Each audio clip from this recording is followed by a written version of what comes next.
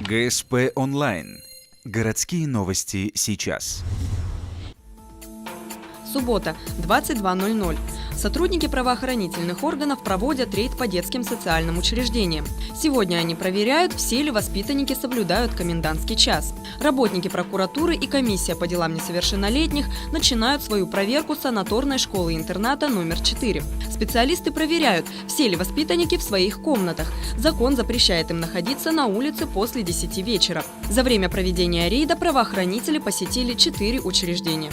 В рамках рейда посещены санаторная школа-интернат номер 4, школа-интернат номер 2 для детей-сирот и детей, оставшихся без попечения родителей, социально-реабилитационный центр для несовершеннолетних города Ухты, а также общежитие Ухтинского индустриального техникума.